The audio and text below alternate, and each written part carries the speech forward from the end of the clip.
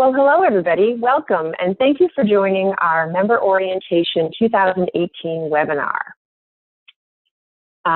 We are pleased that you'll take a few minutes to listen to what you should know about your 2018 health plan. Much of this information is on our website, and the slides for this orientation are also posted on our website, as will be this recording shortly. So if you go to our website, healthoptions.org, and you click on the Individuals and Families tab, under that you'll see resources for individuals, and you'll find all this information. So you can access these slides at your leisure as well. So today, we want to make sure that you find it easier to understand your community health options plan. We'll plan on covering a variety of topics. We will explain common health insurance terms such as copayment, deductible, coinsurance, maximum out-of-pocket, and other terms. We'll review ways that you can save money on your medical and prescription costs. We'll talk a little bit about the features of your member portal, and we'll talk about forms that are important for you to understand. So just briefly, a background about Community Health Options. We were incorporated in 2011, and we started enrolling members in 2014. We have a member-focused approach. Our members serve on the board of directors. This makes us fairly unique in the health insurance landscape. So members serve on our board of directors and have a say in the direction of the health plan. We have a broad regional provider network. We'll talk about that. We are headquartered in Lewiston, Maine, so we are local. Our member services call center is located in Lewiston, and we also have member services associates located in Fort Kent. We introduced our HMO plans, our health maintenance organization plan designs for 2018. So this is the first year that we've rolled out HMO plans. A little bit about the differences between HMO plans and PPO plans. This is new for this year. PPO plans are defined as preferred provider organization. These plans require you to select an in-network primary care provider, otherwise known as a PCP. PPO plans do not require a referral for specialist care. PPO plans include out-of-network coverage, and many include our chronic illness support program, or otherwise known as CISP. HMO plans, on the other hand, are defined as health maintenance organizations. They require you to also provide, to select an in-network primary care provider, similar to the PPO. They do require a referral for specialist care. HMO plans do not include out-of-network coverage, and they do not include our chronic illness support program. One thing to note is medically necessary emergency services will be covered, whether you get care from an in-network or an out-of-network emergency provider within the U.S. One thing to note is emergency care that you get from an out-of-network provider will be covered as an in-network service, but you may have to pay the difference between the provider's charge and the maximum allowed amount. This is known as balance billing. That would be in addition to any cost sharing that you're responsible for. So one important thing to know about HMO and PPO is that we offer the same broad regional network for both our HMO and our PPO plans in 2018. And they are contracted with every Maine hospital. So each hospital in Maine is contracted with Community Health Options, whether you're on an HMO or a PPO plan. We also contract with many New Hampshire hospitals and providers.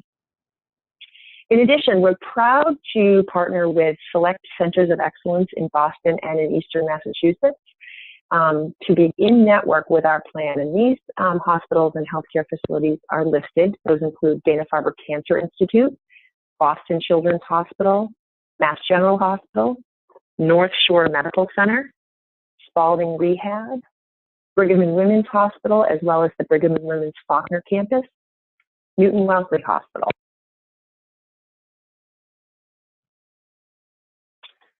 Okay, we have a little bit of information around HSA qualified plans. Some of you may have an HSA plan. So what is that? An HSA plan stands for Health Savings Account, and it's a special tax-advantaged bank account that you can use to pay for qualified medical expenses. You must set up an HSA bank account, and money in that account is deposited tax-free, and it will earn interest if it's used for those qualified medical expenses. It's also withdrawn tax-free, so there are tax advantages to it. This account balance rolls over into the next year, so it's not like an FSA where it's use it or lose it by the end of the year. It does roll over, and you own it, so that's a really nice benefit. So if you do change your job, sponsored health insurance, or your benefit plan, the money in your HSA is yours to keep. So what are qualified expenses? There are a variety of them. They include your deductible payments, your co-insurance payments, dental and vision services, prescription services, COBRA. Some other medical services include acupuncture, chiropractic care, hearing aids, artificial teeth, and these just name a few. So you can look up the full list of qualified expenses on the IRS website. They have a list of that at irs.gov. How do you contribute to your HSA? You can make payroll deductions through your employer, or you can also make a lump sum contribution. And you must have a high deductible health plan, a qualified high deductible health plan in order to contribute. I won't read them, but the list of our HSA plans are on the right, our individual plans and our group plans. So the next several slides will talk about achieving the triple aim, which is better health, better care at a lower cost.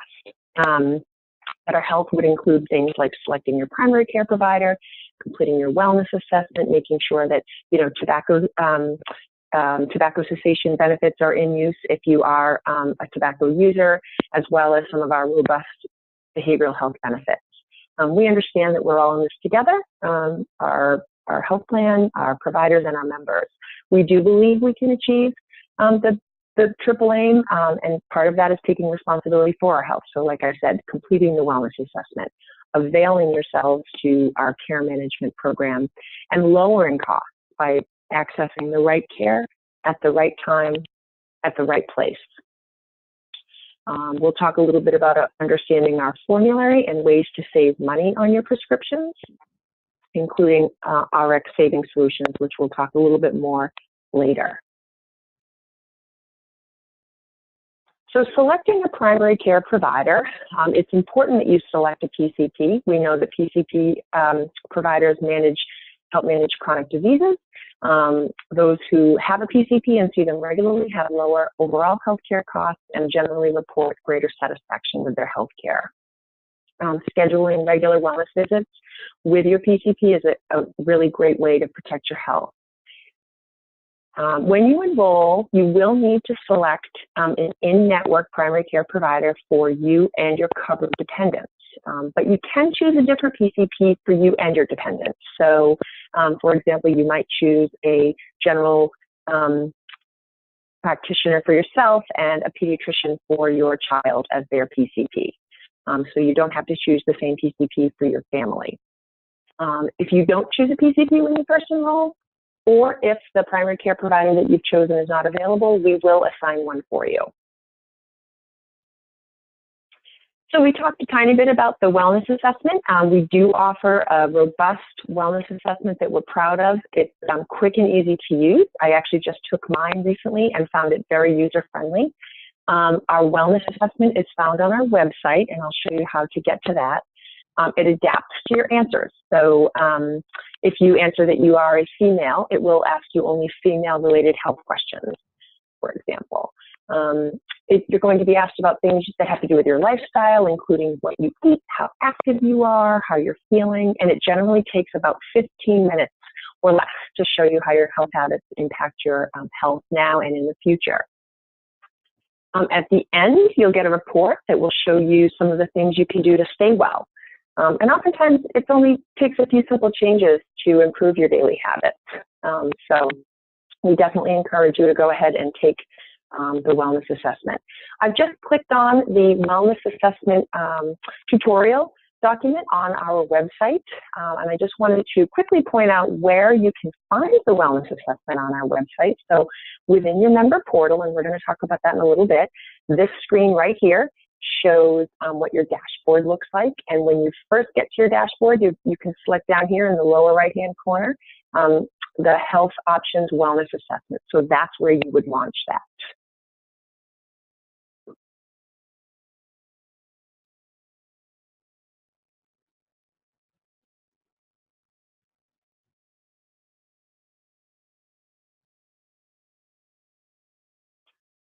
So at Health Options, we believe that behavioral health is a very important part of your overall health. So some of our plans include a behavioral health benefit at no out-of-pocket cost for the first 3 outpatient visits when you see an in-network behavioral health provider in the same calendar year. This is an important distinction for Health Options. As I said, this is something that we pride ourselves on, our strong behavioral health component within our plans.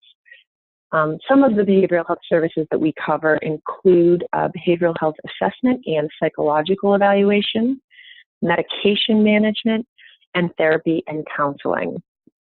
And some of the substance abuse services that we cover include outpatient and inpatient treatment, day treatment, detoxification, and psychiatric evaluation.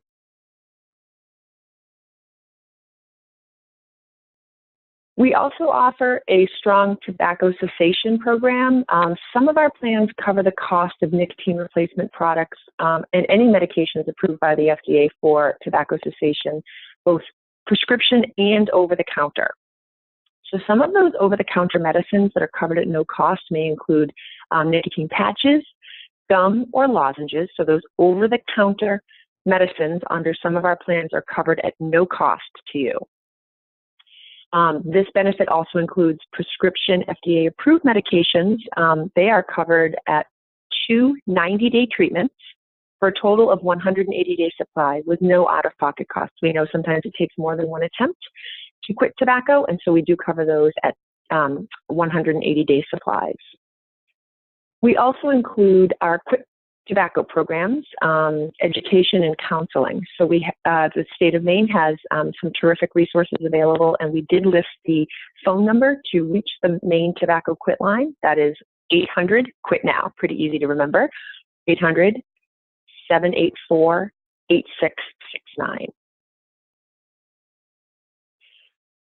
Part of the better health element of the triple aim is to understand the difference between preventive care and diagnostic care. So we took an opportunity to outline some major differences on this slide. You'll see preventive care on the left-hand side really focuses on evaluating your current health status when you're well. Preventive care includes health screenings and wellness exams that can discover problems that you may not know you have. Also includes medication safety, so it's important to talk to your provider about medications that you're taking that maybe include some regular monitoring such as labs. And preventive care also may include services for colon and breast cancers, diabetes, blood pressure checks, and depression screening. Diagnostic services, on the other hand, are medical services that are done to diagnose, manage, or treat an actual health condition. So diagnostic care focuses on specific health conditions. It will target your ongoing care for those conditions and may include labs or other tests that are necessary to diagnose, manage, and treat a known medical condition or medical issue. So here's a slide that shows some examples of differences between preventive and diagnostic care for blood pressure checks. So a preventive visit for blood pressure might be a person who has no history of high blood pressure. They get a routine blood pressure check to screen for high blood pressure. On the other hand, a blood pressure check that would be considered diagnostic would be for a person who's at risk for high blood pressure. They have risk factors such as being overweight or using tobacco, and they visit the doctor because maybe he or she has early morning headaches. Similarly, a preventive visit for mammogram might be a 55-year-old woman who gets a routine mammogram to screen for breast cancer. And a diagnostic mammogram visit would be a 55-year-old woman, for example, who noticed a lump in her breast and gets a mammogram to have that evaluated. Other examples of preventive health services might include immunization shots for children to protect against diseases such as measles and mumps. As I said, annual mammograms for women who are age 40 and older, annual flu shots. And it's important also to note that some lab tests that are recommended by a provider may not be considered preventive under the Affordable Care Act, and they may be subject to cost sharing. So if you are interested in seeing a complete list of preventive health services covered, you may visit healthcare.gov. We also have a list of these services on our website, healthoptions.org, and you can always call member services at 855-624-6463. The Kaiser Family Foundation, their website also has a great resource with links to various Affordable Care Act requirements related to provider care services. Preventive care services. I won't read the website, but it's the whole website, but it's ksf.org. And then you could search for preventive care services list. But the full website is listed on these slides, which will be posted to our website. For colonoscopy, the evaluation and pathology of polyps is now covered with no cost sharing to our member when it's performed as part of a preventive health screening colonoscopy, where it was not before. But it is important to discuss your history with your primary care provider. Depending on the timing, it might make it a diagnostic service. As we said, mammograms are conducted annually as a covered service. The United States Preventive Services Task Force current guidelines list screening mammogram as every 1 to 2 years for women age 40 and older as preventive. In terms of the annual wellness visit and blood work, we mentioned it's important to have your annual wellness visit. And blood work you'll find for health options, only the lipid panel. So your cholesterol screening and your diabetes screening, the blood work is considered preventive, and that will be covered at no cost. Finally, you have the right to know which tests your doctor wants to do and why. So it's important to ask questions, including whether you'll have to pay for a test. It may be considered preventive, but it may not be. It might be diagnostic. So for example, if you go to the doctor and you tell them that you have a sore throat and the doctor does a test for strep, you may have to pay something for that. That's because this kind of test is a diagnostic test, not a free preventive test. So as we've said, preventive services are part of a healthy lifestyle. They can help you avoid or detect health problems. Preventive services are at no cost to you, so we do encourage you to use them and to schedule your preventive health visit now with your primary care provider. At Health Options, we have a population health team who consists of registered nurses, local social workers, licensed social workers, dietitians, and certified health coaches. These folks partner with providers, local services, and other local care managers to support our members with their complex health needs. Population health team may provide additional support for folks with their health by answering general or complex medical questions. They can help members address barriers to care and can also assist with complex care management during critical events or diagnoses, care transitions, so moving from one healthcare facility to another, and also with intensive medical or behavioral health needs. Our population health team also works closely with providers, as I said, local care managers and other community resources, so they can be a connector. So lower cost means knowing where to go for your health care, and that can be confusing. So we put together this chart to help you understand where to go based on your health care needs and also to save you money. So Healthy Options Online is a library of resources that we have available on our website under your portal. It has a variety of topics. I think 6,000 is the current topic number. And that's free to use. So there's all sorts of information on our website about various health topics. So we encourage you to check that out, and that is at no cost, you'll see. We just talked about our population health team, which can be accessed by calling member services and ask to be connected with the population health department. That's also at no cost to our members. And then once you start seeing providers, it will increase in cost based on who you're seeing. So generally, your primary care provider is the least expensive. Next would be a specialist. Those specialists often have a higher cost share than primary care. The next level would be urgent care facilities. So they are going to be more expensive than your PCP or a specialist office visit, but they aren't as expensive as the emergency department. The emergency department is always going to be the most expensive location to have medical services. So we certainly encourage you to use your emergency department when appropriate, but otherwise it's important to consider other options like your primary care provider, perhaps urgent care. And we do ask that you are in touch with your PCP if you are able to coordinate your care between specialists and urgent care if you do need that. They often will be able to tell you what their plan is for after-hours care as well as evenings. So understanding the drug formulary. Formulary is a sort of a fancy word that means the list of drugs that are covered by your health options pharmacy benefit. When you look at our formulary, you'll see it's a very long document, and you'll see 3 columns on the formulary. The drug name is the first column that appears, and that is just that, the drug name. Brand name drugs are listed in uppercase, and generic drugs are in lowercase font. The second column lists the drug tier, and so out-of-pocket costs are determined by the drug tier, and we have 5 drug tiers this year. The first tier, number 1, is the best value. Those are preferred generics. Moving up, number 2 drug tier is generic. Tier 3 are non-preferred generics and also preferred brand drugs.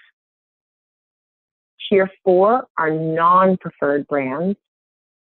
And the most expensive, tier 5, are specialty medications. And we'll talk a little bit about that. So a credo is health options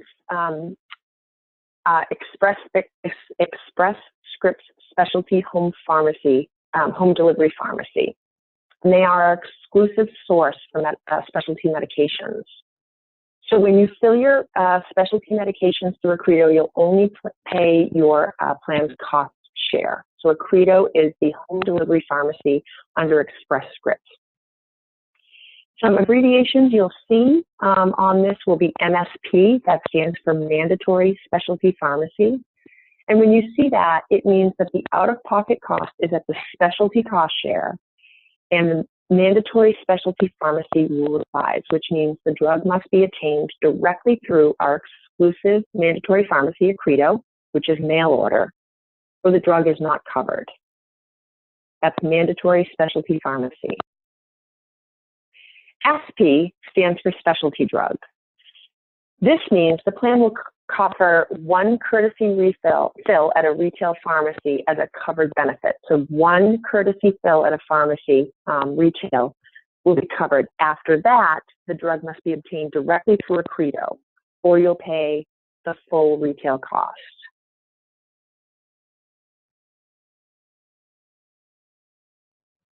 Other abbreviations that you'll see on our formulary will be things like ST, which stands for step therapy. So in some cases, the plan requires you to first try certain drugs to treat your condition before another drug will be covered. For example, if drug A and drug B both treat your medical condition, we may not cover drug B until you try drug A first. If you try drug A in that instance and it does not work for you, then we may cover drug B. OTC stands for over-the-counter. This means the drug is an over-the-counter product that is covered with a prescription from the prescriber. PA is prior approval. The plan requires that your provider get prior approval from us for certain drugs. What this means is that you'll need to get approval before you fill your prescription. And if you don't get that approval, we may not cover the drug. And QL is quantity limit. For certain drugs, the plan limits the amount of drugs that we will cover over a period of time. One thing I'd like to point out as well on our pharmacy formulary on our website is for those members who are group members who obtain their health options coverage through an employer, and if you have a group that has an effective date or a renewal date with us in the year 2017, the 2017 formulary is also available on our website. So if your employer group effectuated with us or renewed with us last year in 2017, the 2017 formulary applies to you, and that is available on our website. Next slide shows the chronic illness support program and how that interacts with the home delivery and the prescription drug benefits. So the chronic illness support program on our drug formulary has two designations, CISP and CISP-1. CISP designation is only applicable for plans that include the chronic illness support program. And here, the reduced cost share is only available through home delivery. So that's important. In order to obtain that reduced cost share benefit, the drugs must be obtained through home delivery. The CISP designation shows that coverage is limited to a $0 cost share for Tier 1 medications and a 50% reduction in cost share for Tier 2 medications and Tier 3 medications. And for both Tier 2 and 3 medications, the deductibles are waived.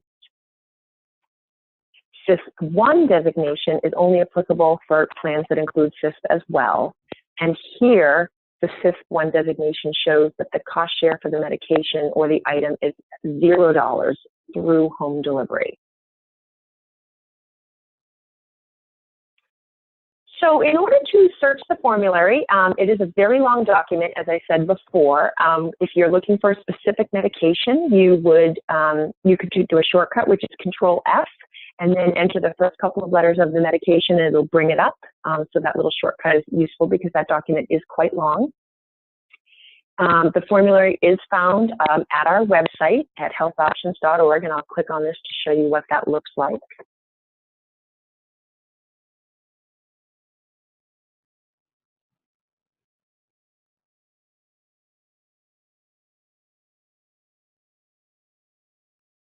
So this screen shows you what that formulary page looks like. As I said, if you are a group member whose renewal or effectuation date is in the year 2017, you would access the Formulary 2017 button.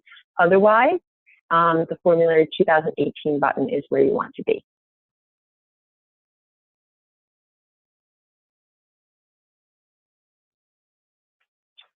We do remind our members to be careful to check your medications against the appropriate formulary, whether that be 2017 or 2018, frequently to make sure that they are covered. If a medication that was covered by the formulary is no longer covered, we will notify you of that. That notification comes by a letter in the mail. So our Express Scripts portal, as I mentioned, Express Scripts is our pharmacy benefit manager, and they have an easy portal to set up for home delivery, which we encourage you to do if you're taking a maintenance medication. You would log on to your Health Options member portal. We'll show you how to do that in just a moment. And under your Health Options member portal, you would be able to access the Express Scripts portal. From there, you would click on Pharmacy Benefits, and then you would click on this button to register for home delivery. So once you've registered, you may set up for home delivery. It's hard to see, but right here, get information about home delivery on the Express Scripts portal. And within their portal, you can also see ways to save money. You can look at prescription costs and print forms. So you would access the Express Scripts portal, as I said, by logging into your Health Options member portal, and it's you can click it through from there. RX Savings Solutions is a tool that we are offering to our members. It is free of charge for our members, and we have partnered with this organization to help provide you with a personalized, easy-to-use search tool that helps manage your prescription costs. So RX Savings Solutions provides transparency into prescription costs. We know that costs can vary between pharmacy locations. And so this tool gives you visibility into what some of those savings can be. On average, our members can save $300 per year. And one example of some of the services available with RX Saving Solutions might be notifications sent to you when you're getting ready to fill a prescription by either text message or email that shows you what your options are and where it might be less expensive from pharmacy A to pharmacy B. This tool, as I said, is offered free of charge to our members. It's part of our value add for our membership, and we do encourage you to register with them. So in order to do that, you would, again, start with entering your credentials under the member portal, and from there you'll be able to register right on the RX Saving Solutions link.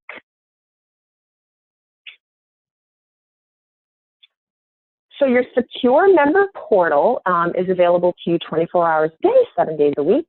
On your portal, you can pay your bill online. You can assign your primary care physician or primary care provider like we have talked about. You can set up automatic bill pay. You can look at your benefits and your claims. Like we said, you can enroll in RX Saving Solutions as a way to save money on some of your prescription drugs. And you'll also have access to thousands of healthcare related topics.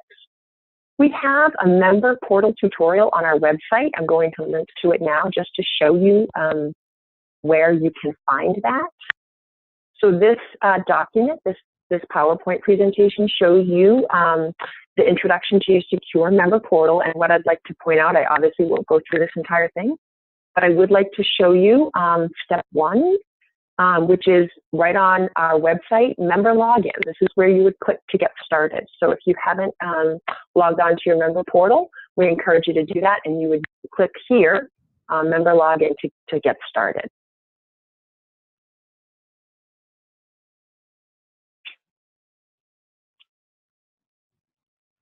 So on your member portal, you'll be able to find important plan documents.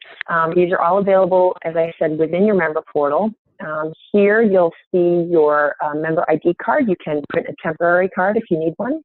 It's important to present your member ID card each time you receive services, whether it be at a physician's office or a pharmacy. You'll also find your member benefit agreement or your MBA. This is the legal document that describes the benefits, some of the limitations and exclusions, and other important information about your plan. You'll find the member handbook, which is a quick guide to using your health insurance. Your schedule of benefits shows you some benefit limits and member cost sharing amounts that you must pay for covered benefits, and also your summary of benefits and coverage. And this shows you how your plan would, how you and your plan would cost share for certain covered medical services. If you don't have access to the internet and you'd like to receive a paper copy of these materials, you may call member services. Otherwise, all of these plan documents are available on your member portal. From there, you would, once you've logged in, you would click on medical benefits and then my plan documents / ID card. That's where you'll find that information. This slide shows you what your member ID card looks like and what information is contained on it. This is a group ID card, but individual cards look very similar. So one thing to note for the person code right here, each member of your family will have a suffix number. So 001 for the primary person, 002 for a dependent, and so on. BIN, PCN, and RX numbers are all for use with the pharmacy. And on the back, I realize it's hard to see, but this is what the back of your member ID card looks like. This contains contact information, including member services, and our behavioral health care program numbers. I'd also like to point out that the behavioral health program number here at the bottom, 855-481-7047, is also a crisis line for members. This can be used 24/7 for our behavioral health care needs. So that's a 24-hour, 7-day-a-week number, and also used as a crisis line for behavioral health. Our member services number is also listed on there at the top, 855-624-6463. This slide shows you what your invoice looks like. We wanted to show you what you can expect when you receive these. In this case, you might get sticker shock when you see current medical premium in this example. You'll see this person's current medical premium is listed at $4,404.59. But underneath, this person is receiving the Advanced Premium Tax Credit Subsidy, the APTC. So the APTC is covering a good portion of their medical premium. So the amount due for this person is $59.59. So it's important to read whether you are receiving the Advanced Premium Tax Credit. That will show up on your invoice. And so your amount due will be listed at the bottom. It'll also show any adjustments that have been made, any credits to your account that have been received. So for payment options, members can make a payment by logging into the member portal and clicking the online payment button. There is a tutorial available, a step-by-step guide on how to go ahead and do that. But if you're making your payment online, you would click on the online payment under your member portal, just another reason to register for your member portal if you haven't already. You can also set up auto pay within that online payment system. So if you don't want to think about having to pay your health options premium each month, you can have it set up automatically to come out of an account. So that's something to consider as well. You may also access our automated payment telephone line if you choose not to pay your premium online through our online payment system. That number for automated payments is 844-722-6243. When using that line, you want to make sure to have your member identification number and your debit card account information available if you're making a debit card payment. You also want to have your security code and expiration date available. And when using that telephone line, that automated payment line, if you're making a payment by check, you also want to have your member ID number available, as well as your bank routing number and account number ready. And finally, you can mail a check to Community Health Options at that address, PO Box 326, Lewiston, Maine, 04243. On that, we asked you to include your policy number on the check or money order and your invoice coupon. Community Health Options does not accept credit card payments. So just a quick overview of some of the forms you may need along the way. Your personal health information form. This is a form that you can fill out and send back to Health Options that allows others to speak on your behalf, and you would need to sign and fill that form out. You can also indicate how long you would like somebody to be able to speak on your behalf or get information around your health care with us. You can designate how long you want that to be. You can put an expiration date on that PHI form. Some of the other forms that you might need along the way would be your medical reimbursement form if you end up paying for something out of pocket that should be covered. There's also a prescription reimbursement form, and I'll show you where to find these on our website. So again, if you forgot your health card, your health options card at the pharmacy and ended up paying for something out of pocket that is covered, you can fill out the prescription reimbursement form. We also have cancel or change policy forms on our website, as well as individual enrollment or change forms and an appeals form. So let me show you where those are. This is, again, going to be on our website, healthoptions.org, and on the right, you'll see a quick links area. Under that, you'll see a documents and forms option, and that's where all of these forms live. So here's the quick links option. You would click here, and you'll see what the available links are. Documents and forms is where you want to go. And that's what this looks like. As I said, we have change forms, cancellation forms, reimbursement forms, appeal forms here.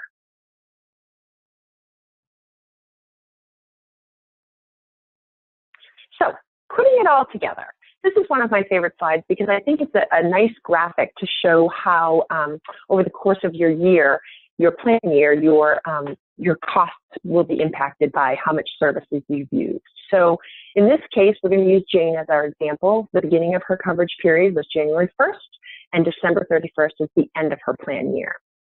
So on the left, you'll see a seesaw. In the beginning of the year, Jane pays 100% of her healthcare costs, and her plan pays nothing. And that's because Jane has not reached her deductible yet.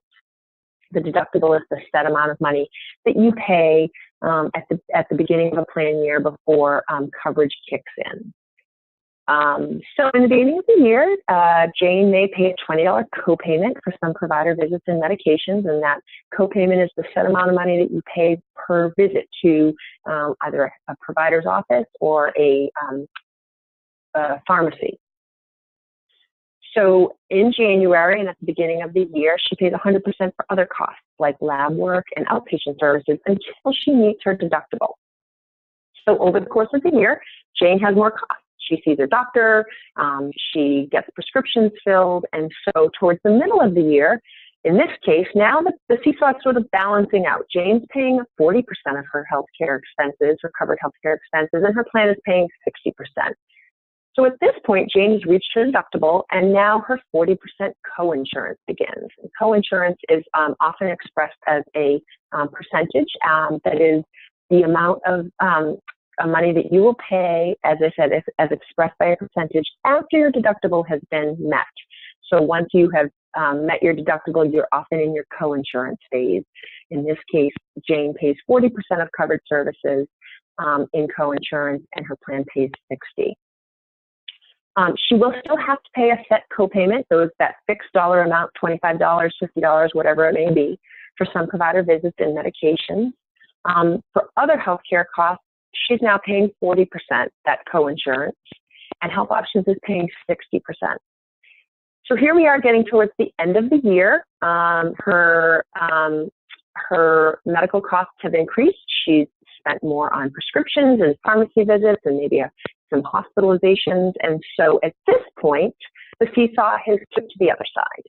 Jane is now paying nothing of her covered medical benefits, covered services, and her plan is paying 100%. At this point, she's reached her $7,150 maximum out-of-pocket limit. Your maximum out-of-pocket limit is just that. It's the maximum amount of dollars that you'll pay in any plan year for covered services. It's one of the protections that was afforded by the Affordable Care Act. So our health plans will have a maximum out-of-pocket limit that will be the most number of dollars that you will pay in any plan year for covered services. At this point, Jane has seen her providers often, and she had surgery. She's paid $7,150 on her out-of-pocket maximum, so up here, so she's met her out-of-pocket maximum. At this point, Health Options is now paying 100% of all covered costs for the rest of the year, including office visits and medications.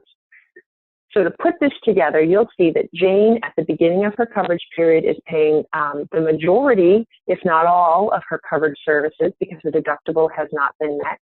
As we move through the year, the seesaw evens out a little bit. Jane's paying some, her health plan is paying some, and towards the end of the year, if she's met her maximum out-of-pocket limit, she's now paying nothing, and her health plan is paying 100% of covered services. This slide has a lot of information on it. This slide is available on our website. But this is just an example. It sort of takes off on what we just discussed with Jane. I'll go through some examples of how those out-of-pocket costs actually impact a plan year. So let's use Jane again as our example. Jane's deductible in this case is $2,500. She has a coinsurance of 40%. And her copayment for in-network primary care and in-network behavioral health visits is $20. Her out-of-pocket maximum is $7,150. So in January, Jane has her annual women's wellness visit. She gets her flu shot and she gets some blood work done. Her PCP also wants to get a CBC, which is a complete blood count, because he's concerned about her being anemic. So this visit has a $0 cost because it's a preventive visit. Jane has her flu shot. That's also preventive, so that's zero cost. The insurer covers her lipid panel, which is our cholesterol screening, and her diabetes screening as preventive. However, the CBC blood count is $250. It's not covered as preventive because that is considered diagnostic, and that will hit her deductible. Later in January, Jane gets a sinus infection, and she sees her PCP. She gets a prescription filled for a Tier 1 generic antibiotic and a Tier 2 generic nose spray. Because Jane has asthma, her PCP prescribes a Tier 3 asthma rescue medication as well. So for this visit, she has a $20 copay office visit, a $5 copay for medication because it's a generic antibiotic. She also has a $30 copayment for her Tier 2 generic nose spray. And she's paying full price, $310, for the medication that's applied to the deductible. Again, early on in the year, she has not met her deductible, obviously. In February, Jane has bad luck and breaks her leg skiing. She goes to the emergency room and is admitted for an inpatient hospital stay, and x-rays are taken. So here, she pays $400 for ER services, and that hits her deductible. ER services are subject to the deductible in this case. And her x-rays are also subject to the deductible, $235. So her deductible her deductible paid to date so far is $1,195. She's paid $1,195 of her deductible. Her deductible is $2,500 for the year. And so far, her out-of-pocket costs are $1,250. Her full out-of-pocket paid. In result of her skiing accident, she has to have a $10,000 surgery. So here, $1,300 of that is going towards the deductible. And at this point, Jane's deductible is now met. Now she's in her co-insurance phase. As I said, she's in co-insurance. In this case, it's 40% of the balance of her hospital stay. Her hospital stay costs $21.25 in this example. So that will hit her co-insurance. And at this point, her paid to date amount is $6,880. In March, Jane goes to an orthopedic specialist because of her skiing accident, and that costs $230. For that visit, she'll pay $92 specialty office visit. That's in her co-insurance. Again, she's met her deductible. She's now in her 40% co-insurance. The specialist fits her for a $207.50 walking boot. This is considered durable medical equipment. She's paying $83 of that, again, because of co-insurance. And she ends up seeing a physical therapist for her leg 2 times, and those visits cost $94. She is paying $75 physical therapist visit, which is co-insurance.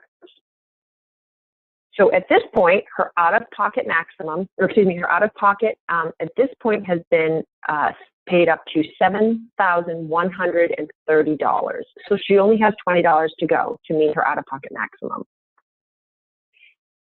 In April, Jane gets a mammogram because it's been more than 2 years since her last visit, and this is considered a preventive visit, so it's $0 cost to her.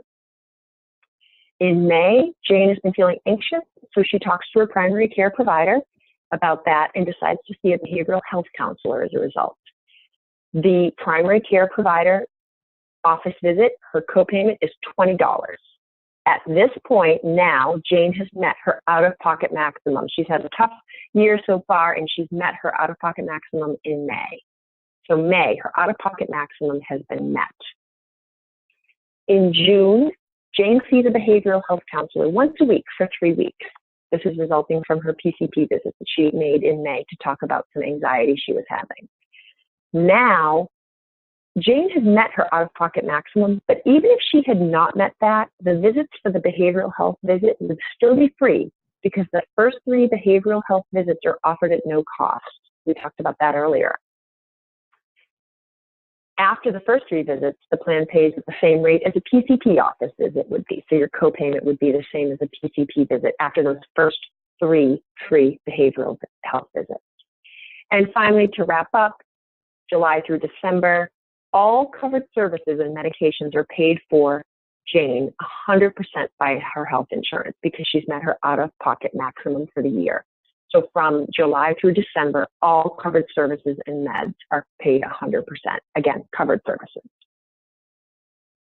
This slide has a lot of information, but we think it illustrates well an example of how out-of-pocket costs play into the yearly deductible, co-insurance, co-payments, and you can see how one trickles down to the other, from deductible to co-insurance to out-of-pocket max. This is available on our website. And finally, some important phone numbers to remember. Our member services team, who I said earlier is located in Lewiston as well as Fort Kent, are available Monday through Friday from 8 a.m. to 6 p.m. Their telephone number is 855-624-6463. That is toll free, and automated information is available 24/7. Our care management team, who we discussed, are available to assist members with disease management programs, our chronic illness support program, and other population health topics, are also available Monday through Friday, 8 a.m. to 5 p.m., and they can be reached directly by calling member services. Again, that number is 855-624-6463. That's our care management and population health team. Our behavioral health team is MMC Behavioral Health Care Program, BHCP, and they are available to help our members with their behavioral health requests. I've given you that number already. This can be a crisis line as well.